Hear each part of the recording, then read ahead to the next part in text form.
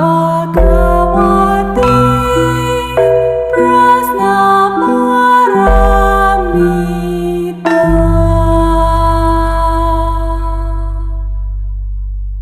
Saritu Arya Avalokitesvara menyelami prasnapara.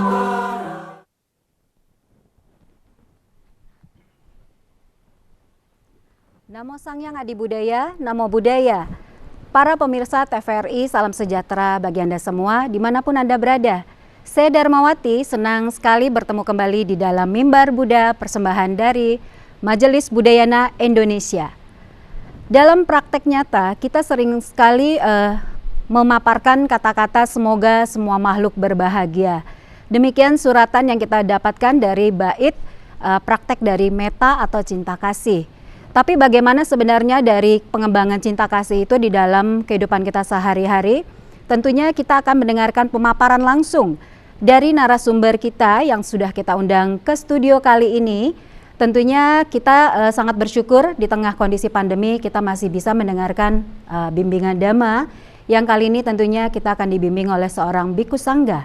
Beliau merupakan Sekretaris Wilayah Sangha Agung Indonesia, Wilayah Sumatera Utara dan Aceh. Beliau adalah Yang Mulia Bhikkhu Titawamso Tera. Namo Buddhaya Bante. Ya, Namo Buddhaya. Iya. Di kesempatan ini juga kita menghadirkan narasumber lainnya. Beliau adalah seorang Ketua Majelis Budayana Indonesia tingkat Sumatera Utara. Beliau merupakan Upasaka Pandita, Bapak Edi Suyono Setiawan, MM. Namo Buddhaya Romo. Namo Buddhaya. Ya, sehat selalu. Sehat selalu juga. Baik. Sesuai dengan topik kita kali ini tentunya Bante, kita ingin tahu lebih mendalam sebenarnya praktek dari metta atau cinta kasih yang kita ketahui. Namun tentunya kita mungkin ingin lebih luas seperti apakah praktek metta itu Bante dan bagaimana dari sudut pandang Buddha Dhamma. Mohon dijelaskan Bante. Ya, baik. Sebelumnya izin buka masker lebih Baik. dulu. Ya, pada kesempatan sore hari ini terlebih dahulu terimalah salam dari saya, Namo Buddhaya. Namo Buddhaya. Pada kesempatan mimbar Buddha pada hari ini, ya, kita ketahui sendiri sebentar lagi kita juga memasuki hari raya yang kita tunggu-tunggu sebagai umat Buddha, yaitu adalah Hari Raya Waisak. Berbicara tentang cinta kasih, tentu cinta kasih ini diungkapkan, bahkan ditekankan secara langsung dari dulu hingga sampai saat ini oleh ajaran Buddha itu sendiri. Bahkan ketika Buddha sebelum mencapai terrealisasinya pencapaian sempurna, beliau sendiri juga menekankan tentang cinta kasih. Jadi beliau hingga mencapai sama Sang Buddha itu juga diawali dari karena ungkapan cinta kasih yang sangat besar, di mana ketika beliau menjadi Pangeran Siddhartha Gautama, beliau itu didasari dengan cinta kasih yang sangat luar biasa, maka beliau itu berusaha mencari obat agar umat manusia ini tidak mengalami rasa sakit, tidak mengalami kelahiran ataupun kematian, tidak mengalami usia tua. Karena proses ini merupakan bentuk dari proses yang disebut sebagai duka atau penderitaan makhluk hidup, termasuk diri kita sendiri. Proses lahir, sakit, tua, dan mati, lahir, sakit, tua, dan mati terus-menerus. Karena didasari oleh cinta kasih beliaulah, maka beliau berusaha mencari obat. Apa yang harus beliau cari agar umat manusia ini terbebas dari rasa lahir, sakit, tua, dan mati. Didasari cinta kasih beliau, maka beliau meninggalkan istana, beliau pergi ke hutan, beliau bersemedi, bahkan dikenal sampai selama 6 tahun sengsara. Demi apa? demi mewujudkan cinta kasihnya ini benar-benar bisa diterima oleh umat manusia. Maka beliau sampai rela mengorbankan harta, mengorbankan keluarga, mengorbankan jasmani beliau. Selama beliau belum menemukan cinta kasih yang benar-benar universal, yang benar-benar bisa dirasakan oleh umat manusia, maka beliau tidak akan berhenti dalam pencarian ini.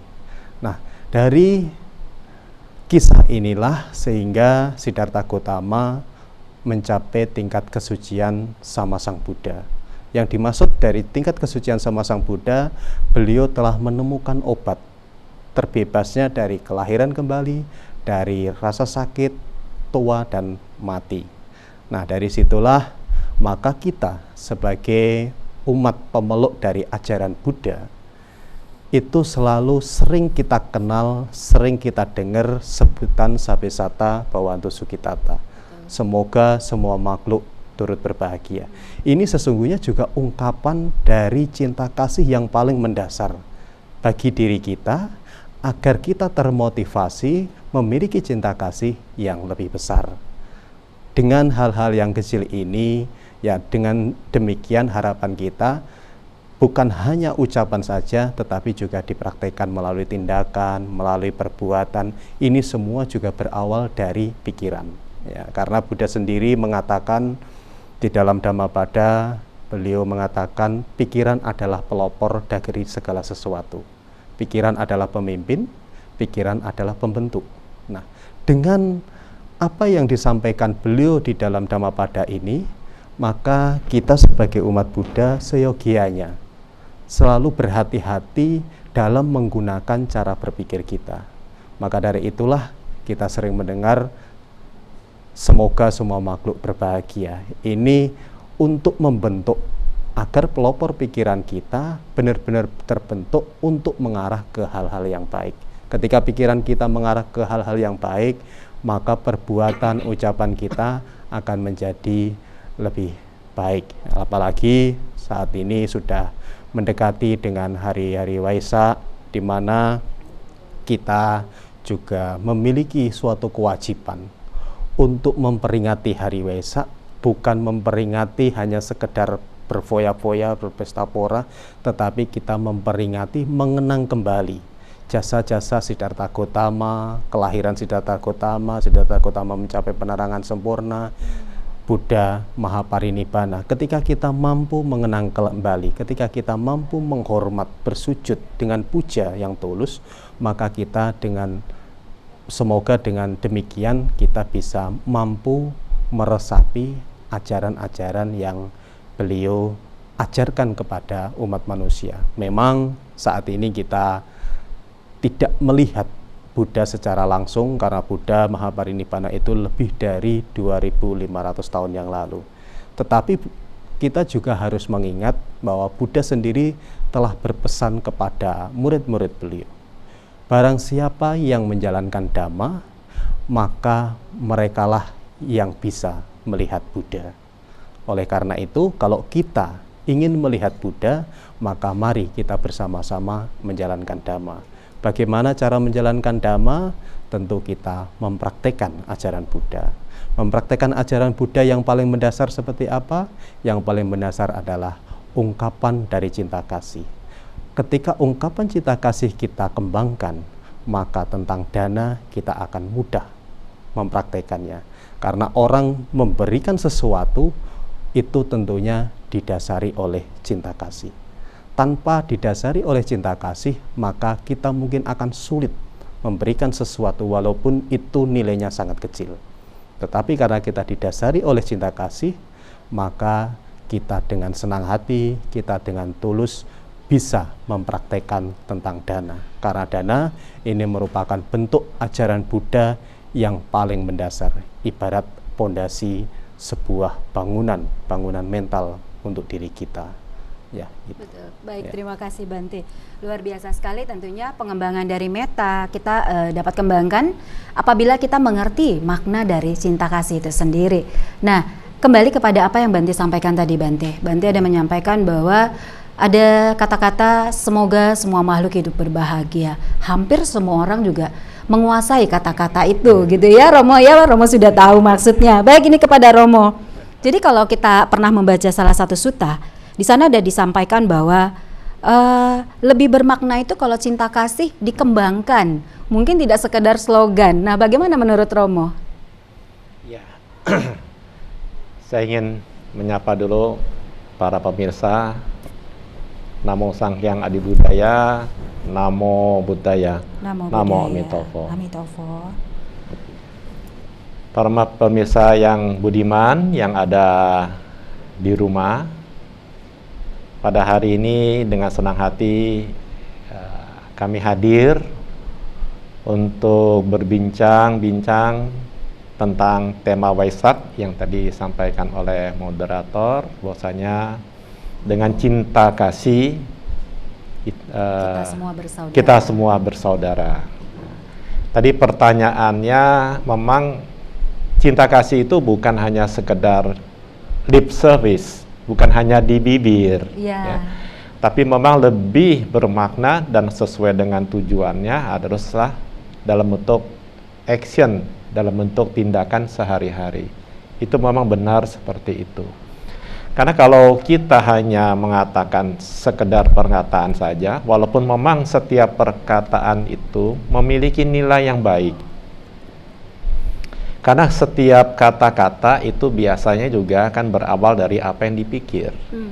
Dengan kita melatih kata-kata semoga semua makhluk berbahagia, itu juga dengan sendirinya kita melatih pikiran kita itu juga mencerminkan adanya nilai-nilai untuk membahagiakan. Kita mencoba lebih mendalami sedikit tentang kata-kata arti metta, ya. Metta yang kita sering terjemahkan dengan cinta kasih itu sebenarnya memang adalah satu ungkapan rasa, satu ungkapan perasaan bahwasanya kita ingin melihat semua makhluk itu berbahagia. Betul. Saudara kembarnya metta itu adalah karuna. Kalau metta kita ingin melihat semua makhluk berbahagia, maka saudara kembarnya karuna adalah ingin semua makhluk bebas dari penderitaan. Maka kita sebut saudara kembar, karena keduanya itu saling keterkaitan. Satu paket gitu ya Romo ya. Satu paket. Jadi kalau kita ingin melihat semua makhluk berbahagia, maka implementasinya juga adalah bagaimana kita juga ingin membuat makhluk-makhluk itu tidak menderita. Kan kalau bahagia harus tidak menderita, kan begitu. Kalau tidak menderita harusnya juga bahagia, kan begitu ya. Nah, sekarang bagaimana implementasi dalam kehidupan kita sehari-hari? Tentu saja adalah dimulai dari diri sendiri, menjaga kita punya batin, menjaga kita punya pikiran, tetap berkomunikasi dengan kita punya sanubari yang selalu diisi dengan rasa cinta kasih. Itu latihan yang harus kita miliki. Karena tanpa kita bisa memiliki ini, bagaimana kita bisa berbagi? Kalau saya punya uang, kan bisa saya berbagi uang. Kalau saya tidak punya uang, bagaimana saya bisa berbagi dengan orang lain? Nah, cinta kasih juga harus kita miliki. Baru kita bisa berbagi dan kita bisa menerapkan dalam kehidupan kita sehari-hari. Itu pertama harus kita kembangkan dari dalam diri kita sendiri. Mengembangkannya itu adalah tentu saja melalui suatu proses dilatih dengan memahami makna, memahami tujuan daripada metta itu sendiri.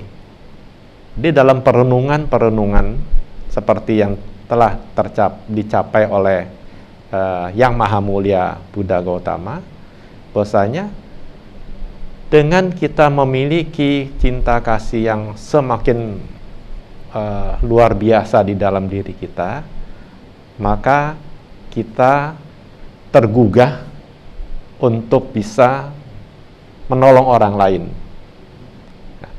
Jadi di dalam diri kita ini terus berkecamuk apa yang bergelora rasanya adalah cinta kasih, cinta kasih, cinta kasih. Dan ini makanya terus tadi mulai pikiran kita penuh dengan cinta kasih, maka actionnya adalah setiap kita berkomunikasi dengan siapapun juga, yang keluar adalah kata-kata yang membuat orang bahagia, Nyaman gitu. nyaman. Ya.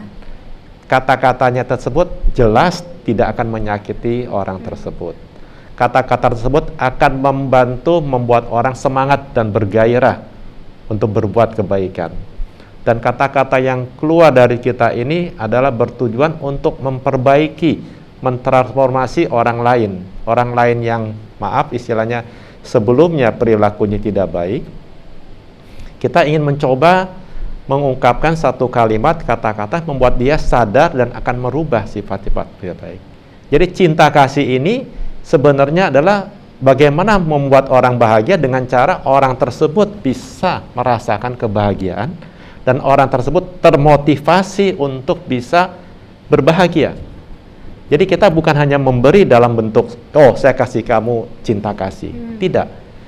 Yang kita lakukan adalah bagaimana kita juga menggugah cinta kasih yang ada di dalam diri seseorang. Jadi kita ingin mentransformasi diri orang-orang yang ada sekitar kita, tapi sebelumnya kita juga sudah bertransformasi. Ya. Salah satu tadi kita memiliki cinta kasih yang luar biasa, ya seperti energi yang luar biasa. Energinya kita berbagi sehingga orang itu juga tergugah untuk memiliki cinta kasih. Ini adalah yang paling bernilai. Karena cinta kasih membuat orang bahagia yang ditumbuh dengan kesadaran orang tersebut, ini paling bernilai. Betul.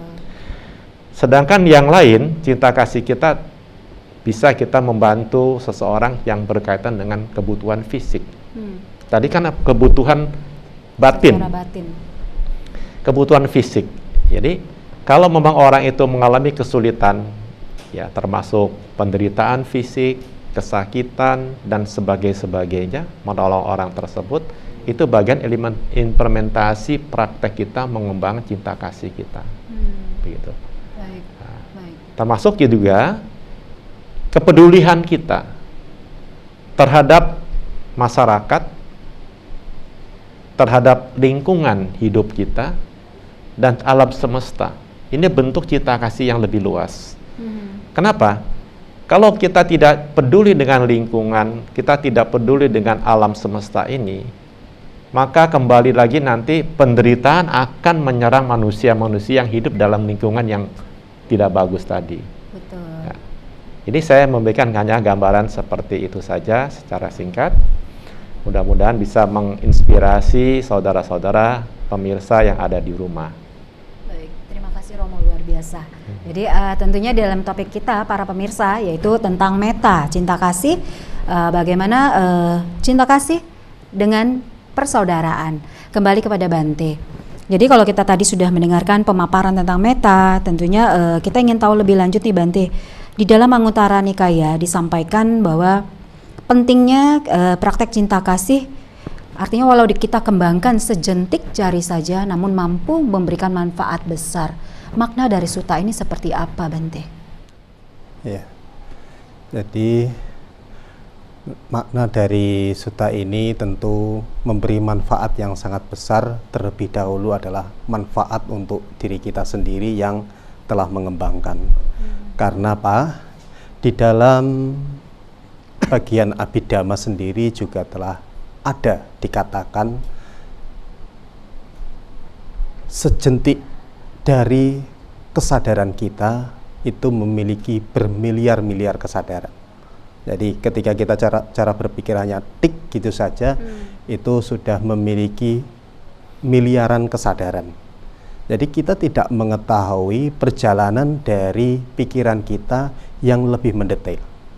Oleh karena itu, ketika kita berusaha mengembangkan perasaan cinta kasih yang dari dalam, yang benar-benar tulus, walaupun hanya sesaat saja, ini akan membawa manfaat yang sangat besar bagi diri kita, yaitu manfaat bagi mental kita, manfaat dari pikiran kita untuk mengembangkan sifat-sifat kebaikan yang selanjutnya. Jadi Inilah manfaat terlebih dahulu untuk diri kita. Kenapa? Karena ketika kita mau memberikan sesuatu kepada orang lain, terlebih dahulu kita harus memiliki sesuatu yang akan kita berikan. Kalau kita ingin memberikan pancaran cinta kasih kepada orang lain, maka kita harus memiliki rasa cinta kasih untuk diri kita sendiri terlebih dahulu. Tentu rasa cinta kasih kepada diri kita ini pengertiannya berbeda dengan mungkin seperti yang kita lihat kondisi masyarakat saat ini. Mempoles wajah, mempercantik diri, itu beranggapan rasa cinta kasih kepada diri sendiri. Nah, itu berbeda pengertiannya ya. Kalau itu bukan rasa cinta kasih kepada diri sendiri, tetapi keinginan yang berlebihan kepada diri sendiri. Memang untuk merawat diri sendiri itu bukanlah suatu larangan, tetapi kalau berlebihan maka itu akan mengakibatkan yaitu kekecewaan di kemudian hari. Misalnya ketika kita merawat habis-habisan menggunakan harta yang kita miliki, tetap aja suatu saat akan dimakan oleh waktu.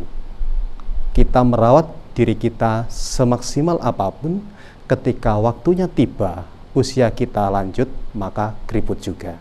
Nah, jadi ini berbeda cinta kasih yang dimaksud dari Buddha, itu bukan cinta kasih untuk merawat jasmani kita, tetapi lebih ke dalam lagi cinta kasih untuk merawat batin kita, cinta kasih untuk merawat pikiran kita, agar apa yang keluar dari pikiran kita ini penuh dengan cinta kasih, sehingga semua makhluk hidup yang di lingkungan kita merasa nyaman.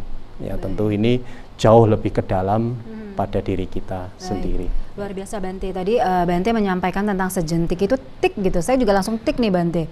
Terus Bante menyampaikan tentang bagaimana kita merawat diri yang terlalu berlebihan ya Bante. Nah, kita tentunya sebagai perumah tangga, sebagai masyarakat umum, kita ingin punya satu dasar atau pakem yang bisa kita jadikan pagar. Bagaimana kita bisa menyadari alarm ini hidup apabila kita memang ingin praktek cinta kasih nih Bante. Contohnya alasannya memang kita utamanya itu kita mau praktek cinta kasih, mau berbagi kebaikan untuk orang lain. Tapi mungkin karena terlalu over hingga muncul di dalam itu muncul ada gimmicks lah Bante. Misalnya jadi ada egoisnya, ada tamaknya gitu ya. Jadi seolah-olah kita ingin kebaikan orang lain, tapi kita tanpa sadar mengecewakan satu sisi atau mengecewakan keluarga sendiri misalnya. Nah, bagaimana kita mempagari diri agar kita lebih bisa mindful bahwa yang kita lakukan ini murni cinta kasih yang ideal gitu Bante. Ya, jadi tentu ini juga kembali lagi seperti apa yang telah dinyatakan di tadi, walaupun hanya sejentik, ini sangat bermanfaat. Ini kembali lagi seperti tadi itu. Jadi ketika itu dikembangkan secara terus-menerus, maka panya atau kebijaksanaan ini juga turut berkembang. Nah, ketika kebijaksanaan turut berkembang, maka kita bisa mampu membedakan perbuatan kita kira-kira merugikan makhluk lain, merugikan orang lain atau tidak. Nah, ini secara otomatis akan berkembang. Nah, tetapi apabila kita antara keinginan dan yang kita miliki itu tidak sesuai, maka ya ibaratnya seperti lebih besar pasak daripada tiang. Ya, jadi keinginannya sangat besar namun kemampuannya pas-pasan. Oleh karena itu juga harus disesuaikan. Maka dari itu Buddha sendiri selalu mengatakan ajaran beliau sesungguhnya itu tidak ada mana yang paling tertinggi, mana yang paling mendasar, tetapi semua saling berkaitan, saling ketergantungan. Kita mungkin mengatakan panya atau kebijaksanaan yang murni itulah yang paling tertinggi. Kita bisa memiliki kebijaksanaan yang murni apabila pondasi kita juga kuat. Betul. Tanpa pondasi yang kuat, maka kebijaksanaan juga akan lemah. Maka dari itulah saling keterkaitan satu sama yang lain. Jadi kita menjalankan, mempraktekkan ajaran Buddha, tentunya kita seyogianya tidak harus memilih-milih. Saya mau meditasi sajalah, tidak usah praktek dana.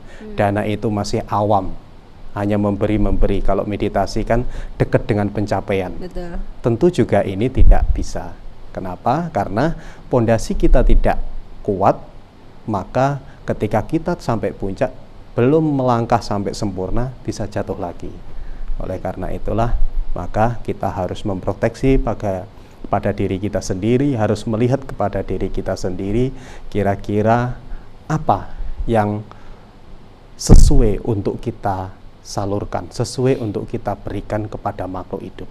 Bukan mentang-mentang karena kita punya paling banyak, maka kita memberikan banyak kepada seseorang yang kita anggap itu dekat dengan diri kita. Sedangkan yang lain juga membutuhkan, namun karena kita tidak merasa dekat, jadi kita tidak memberikan ke mereka. Benar. Jadi ini juga akan menyakiti dari pihak yang lain, namun dapat pujian dari pihak yang ia kenal. Nah, jadi ini juga harus melihat ke dalam diri kita sendiri, karena berbuat baik ini juga bisa menimbulkan ego. Betul. Ya, jadi mungkin tanpa kita sadari, kita berpikir kita mungkin berbuat baik, tetapi di balik itu kita juga ingin mencari sesuatu yang kelihatan baik. Nah, jadi dalam perbuatan baik itu sebenarnya juga ada ciri-ciri seseorang berbuat baik sampai mau berbuat baik. Ciri yang pertama, orang berbuat baik kalau kelihatan baik. Nah, jadi tidak peduli orang lain membutuhkan yang benar-benar sampai nggak sanggup sama sekali, ya nggak peduli selama tidak ada orang yang melihat. Tetapi ketika ada yang melihat, maka orang ini mau berbuat baik. Ya, ini tipe orang yang mau berbuat baik kalau kelihatan baik, tetapi kalau tidak kelihatan, ya tidak mau. Nah, ini memunculkan ego. Betul. Ya, jadi ada embel-embelnya, ia mau berbuat baik. Yang kedua, ia ingin berbuat baik apabila ada sesuatu keinginan yang ia harapkan. Misalnya, saya mau berdana kepada Bantenya, tetapi saat berdana kepada Bante, saya berdana jubah misalnya, semoga dengan berdana jubah ini pangkat saya bisa naik, materi saya bisa bertambah, usaha saya bisa berjalan lebih bagus, bisnis saya bisa makin berkembang. Jadi ketika ada keinginan untuk dirinya sendiri, baru mau berbuat baik. Ini tipe yang kedua. Dan tipe yang ketiga, orang berbuat baik agar dirinya menjadi lebih baik. Jadi semua ketiga-tiganya juga memiliki karma baik, tetapi nilainya berbeda. Yang pertama mungkin dapat karma baik, tetapi nilainya kecil, walaupun menggunakan materi yang besar. Yang kedua dapat karma baik, lebih besar daripada tipe yang pertama, karena hanya untuk dirinya sendiri, dengan harapan-harapan supaya keluarga dan lain sebagainya menjadi baik. Tipe yang ketiga ini tentu juga baik, juga memiliki karma yang lebih baik daripada yang ke-1 dan kedua. Ia tidak peduli siapapun di sampingnya, ada orang nggak ada orang, ketika ia mengetahui untuk berbuat, kesempatan untuk berbuat baik itu ada, ia langsung cepat-cepat. Nah, jadi ia hanya berpikir, saya berbuat baik agar diri saya menjadi lebih baik. Nah, inilah yang harus diperhatikan bagi kita mungkin yang sering untuk melakukan perbuatan baik seperti charity, grup, seperti misalnya baksos dan lain sebagainya. Tujuan kita berbuat baik apa? Umumnya ada 3 ciri-ciri tersebut. Nah, kalau kita ingin memproteksi diri kita agar lingkungan kita tidak tersinggung, tidak merasa dirugikan, maka tanamkanlah saya berbuat baik dengan harapan agar diri saya menjadi lebih baik. Betul sekali. Terima kasih Bante, luar biasa.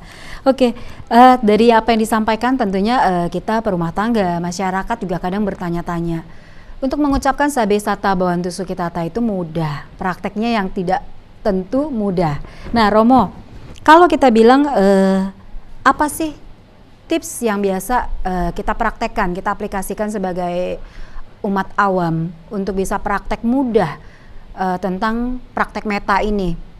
Baik, sebelum dijawab ya Romo ya, karena ini menarik sekali. Jadi pemirsa, kita akan lanjutkan bincang-bincang luar biasa ini, tentunya kita saksikan yang berikut ini dulu. Bhagavati Prasnaparamita.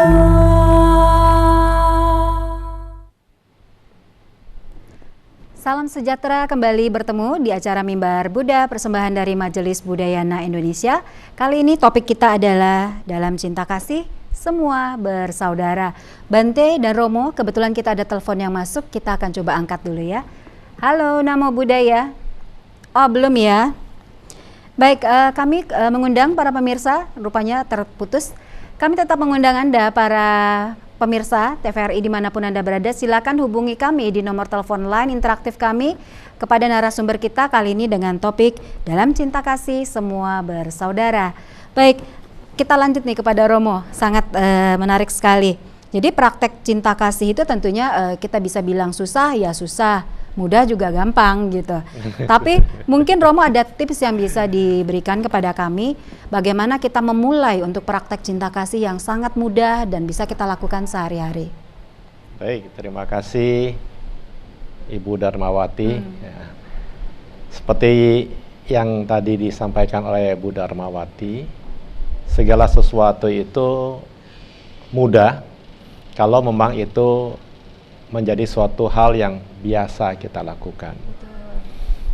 Tetapi itu akan menjadi sukar kalau kita sendiri jarang melakukannya.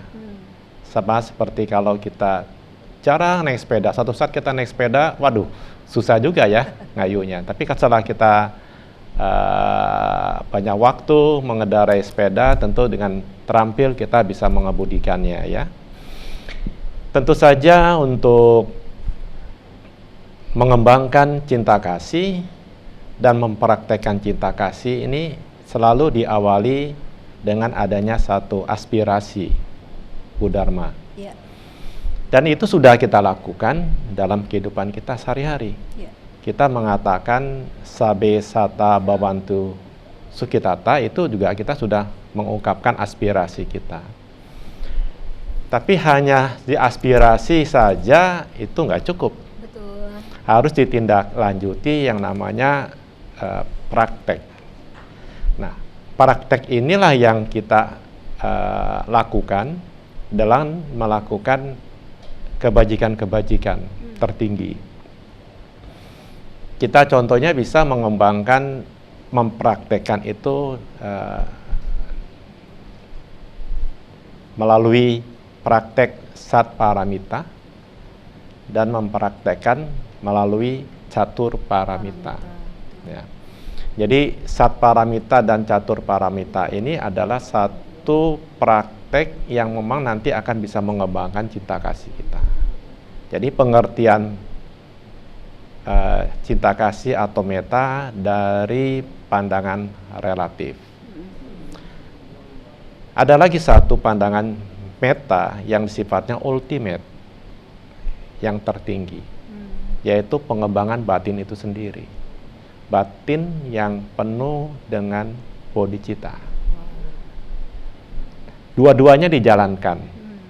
Setelah kita memiliki aspirasi, kita menjalankan paramita tadi, dan kita mengembangkan batin kita atau kita mengembangkan bodhicitta kita, suatu saat kita sendiri sudah akan mencapai cita dan pikiran kita tuh yang lebih sempurna. Bahkan kita boleh berani mengatakan terjadi penggugahan di situ. Wow. Nah, sekarang tinggal actionnya saja. Dan biasanya kalau sudah kita mencapai yang tadi saya sebutkan, punya aspirasi, punya praktek dalam keseharian, dan kita mengembangkan, kita punya pikiran-pikiran cinta kasih, yang dimana kita lakukan dalam meditasi, karena meditasi ini juga adalah ada metode untuk mengembangkan cinta kasih, disebut adalah meditasi meta bawana. Yang kedua, kita memahami persis tentang fenomena-fenomena manusia yang kita amati. Ini yang kita sebut mengembangkan meta melalui vipassana. Jadi kita mengamati perubahan-perubahan, mengamati keadaan-keadaan, dan kita mengamati segala sesuatu ada hubungan antara satu dengan lain, ada satu keterkaitan. Contohnya, kalau kita melihat seseorang itu menderita, ya, dampak-dampak daripada penderitaan orang tersebut menimbulkan penderitaan lebih lanjut. Kita melihat orang memiliki banyak racun di dalam batinnya, misalnya kebencian, iri hati dan sebagainya. Kita melihat itu, maka nanti orang itu akan menderita sekali. Nah, kita bisa melihat itu dengan vipassana. Dan yang ketiga, kita memahami cinta kasih itu secara alami. Ya. Dengan kita memiliki yang tadi saya sebut tadi, ini kita bisa menularkan dalam praktek kita bersama komunitas kita, orang yang terdekat dengan kita, bahkan kita bisa untuk bangsa dan negara kita. Yang lebih luas lagi, universal, global. Betul. Ya. Jadi mungkin ini tadi yang dimaksud ya Bante, sejentik itu tapi mampu menghasilkan yang luar biasa gitu ya. Wow. Ya.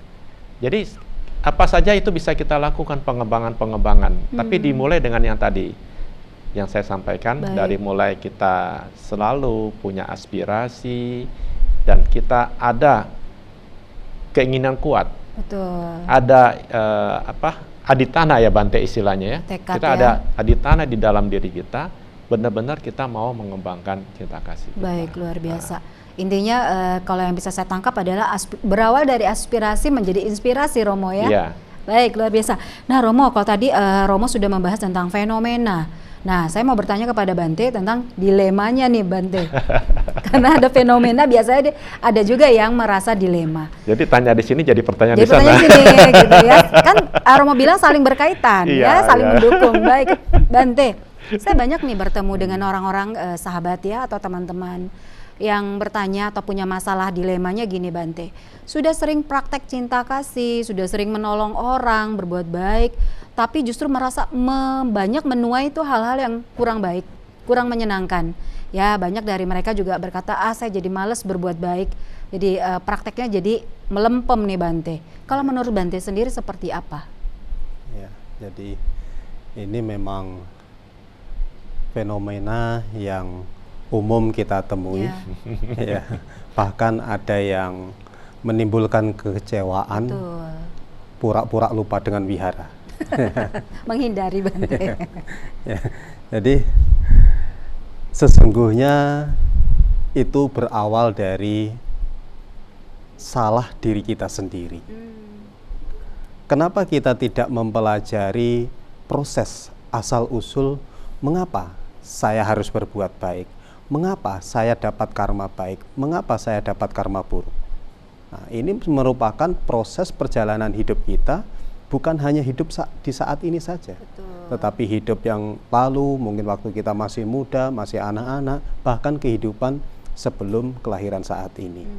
Ini prosesnya juga saling keterkaitan. Ya, kalau kita membaca sejarah dari kenapa sampai terakhir menjadi Siddhartha Gautama sampai mencapai sama Sang Buddha, bukan hanya terakhir menjadi Siddhartha Gautama lalu mencapai sama Sang Buddha, tapi 500 kali kelahiran sebelumnya ketika beliau menjadi seorang pertapa, ketemu Buddha di Pangkara. Disitulah dimulainya, walaupun memiliki keinginan yang sangat kuat di hadapan Buddha di Pangkara. Bahkan beliau berdana dengan cara menelungkupkan badannya sebagai jembatan. Ini merupakan inspirasi yang dipraktekkan. Ya, aspirasinya saya harus menjadi sama Sang Buddha di kehidupan yang akan datang, seperti Buddha di Pangkara yang saya lihat saat ini. Dengan pernyataan ini akhirnya menjadi bukti nyata dengan cara beliau berdana sebagai jembatan jasmaninya.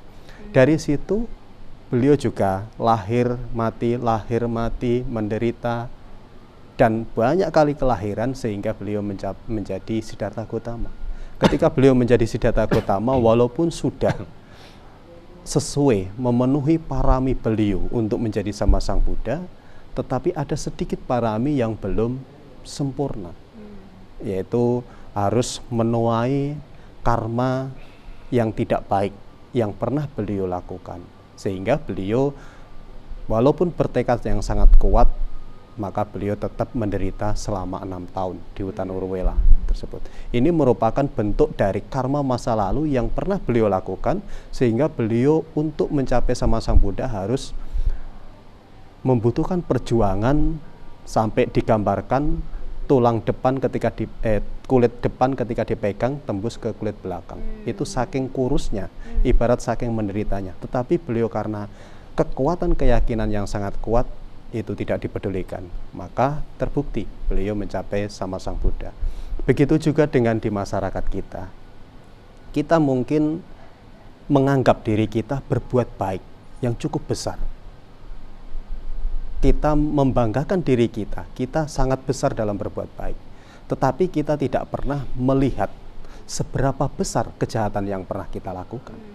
Nah, kalau kita mengetahui seberapa besar keburukan, kejahatan yang pernah kita lakukan, maka perbuatan baik saat ini yang kita lakukan, namun tidak berbuah langsung kebaikan itu kita rasakan, sesungguhnya itu bisa dimaklumi. Dikarenakan kita ketika berbuat baik lalu mengharapkan perbuatan baik ini langsung berbuah, saat itu juga, maka itulah yang menjadi kekecewaan. Maka pengertian dalam proses perjalanan karma ini juga penting untuk kita ketahui. Kenapa? Karena dengan tujuan agar kita tidak kecewa ketika kita berbuat sesuatu. Nah, kalau kita mengetahui perjalanan karma, oh saya sudah berbuat baik, tapi kenapa keburukan yang saya dapat? Inilah akibat dari perbuatan saya masa lalu yang harus berbuah saat ini. Ketika perbuatan buruk masa lalu berbuah saat ini selesai, maka karma baiklah yang akan berbuah. Baik, Ya, luar biasa. Jadi semua proses ya Bante. Iya, Seorang Buddha saja masih mengalami penderitaan, apalagi kita manusia biasa. Baik pemirsa, kita bincang-bincang belum sampai di sini, masih banyak topik yang akan kita bahas lebih menarik lagi. Tentunya kita ikuti setelah jeda berikut ini. Bhagavati Prasnamaramita. Baik, kembali pemirsa TVRI dimanapun Anda berada. Dalam Mimbar Buddha kali ini topik kita adalah dalam cinta kasih semua bersaudara. Romo, kalau kita ngomong tentang cinta kasih tentunya tidak lekang atau tidak luput dari sosok seorang ibu. Menurut Romo secara singkat seperti apa? Ya, kita sudah tahu persis kasih dan cinta seorang ibu itu luar biasa. Dan cinta kasih itu menurun ya dari seorang ibu kepada seorang anak, begitu. Maka dalam Karaniya Metta Sutta juga di situ diungkapkan untuk mengembangkan cinta kasih itu bagaikan seorang ibu yang melindungi anak tunggalnya. Jadi itu sudah satu ungkapan yang sangat jelas merepresentatifkan cinta kasih dengan seorang ibu. Seorang ibu akan berkorban dan melakukan apa saja demi untuk menggembirakan dan membahagiakan anak-anaknya. Itu sudah jadi kodratnya. Tidak ada ungkapan lain yang lebih pantas untuk menggantikan kata cinta kasih itu dengan kasih sayang seorang ibu. Betul, artinya luas dan tanpa batas ya Romo ya. Baik, luar biasa. Baik Bante, di penghujung acara ini juga kita sudah memasuki detik-detik Waisak. Tentunya kami juga dari seluruh umat Buddha, mewakili seluruh umat Buddha mengucapkan selamat menjalankan ibadah puasa dan sebentar lagi akan memasuki bulan suci Hari Raya Idul Fitri. Kita turut bergembira. Nah, di momen ini juga Bante, terkait dengan tema Waisak yang akan segera tiba, yaitu dalam cinta kasih semua bersaudara, apa yang ingin Bante sampaikan kepada para masyarakat dan juga para pengurus wihara?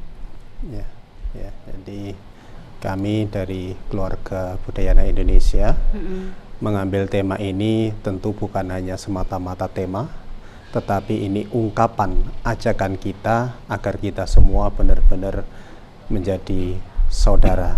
Ya, karena kita yakin bahwa cinta kasih ini merupakan mantra yang jitu, sesuatu yang sangat manjur dalam rangkulan persaudaraan kita.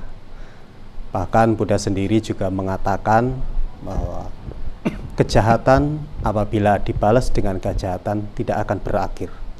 Tetapi kejahatan dibalas dengan cinta kasih, maka itu akan berakhir. Sedangkan kejahatan saja dibalas dengan cinta kasih bisa berakhir. Bagaimana kalau kita tidak melakukan kejahatan sesama, namun kita melakukan cinta kasih?